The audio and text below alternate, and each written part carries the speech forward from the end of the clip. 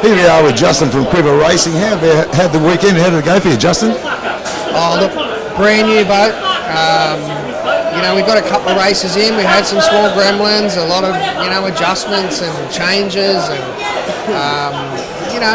overall, at the start of the weekend, it was a bag of shit. And at the end of the weekend, we're like, wow, this thing's got a lot of potential. I noticed at the end of the weekend, it was really starting to get up and go on that blue boat. It's a spectacular paint job on that boat.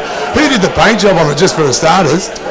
Adrian from Airbrush World. So, he's an amazing artist. And, he's... So how long have you been in powerboat racing for? Well, I've been doing it about 12 years with an open deck Brucey, 5 litre and 105, but this is, the Evercraft capsule boat. It's a different beast. So what's the change between an open boat, well, I've got Brucey because I have a Brucey myself, what's the difference between that and a sailboat? Well, look, you're a lot further forward, and you really...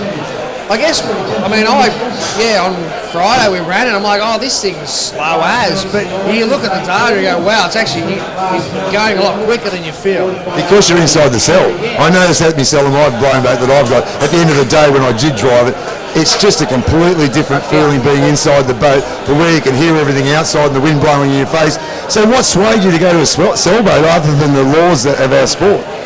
Look, I guess safety, and I've had, some people say, oh, you should get a sailboat or at least, look at that. And I could see the way the sport was going. So we bought the boat quite a while ago and just been slowly, as we got the money, we developed, we built it ourselves. So what sort of dollars do you have to put into a weekend like this? Dollars? Oh, God. I mean, are we talking to buy a boat, or are we talking to... like to buy a boat, like to start off with. What sort of base outline did you have to come up with?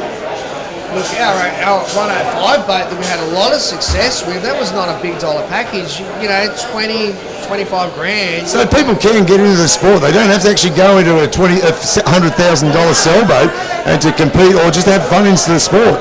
Yeah, that's right. 15 grand and then, do a bit of engine work yourself and get out there and have a crack. So where are you from yourself? Silverdale, near Penrith in New South Wales. Oh, so you race up a look at the Hawkesbury Powerboat Club, which I've seen you for many years, and a Dargle and that, and I suppose you went to Deepwater as well? Yeah, been to Deepwater a couple of times before it closed, which is good. I got to have a few... Very tight circuit. Tight, yeah, and it has a bit of a kink as you come to it. Yeah, it's near where the river opening is. So, where do you see yourself in the next few years with powerboat racing?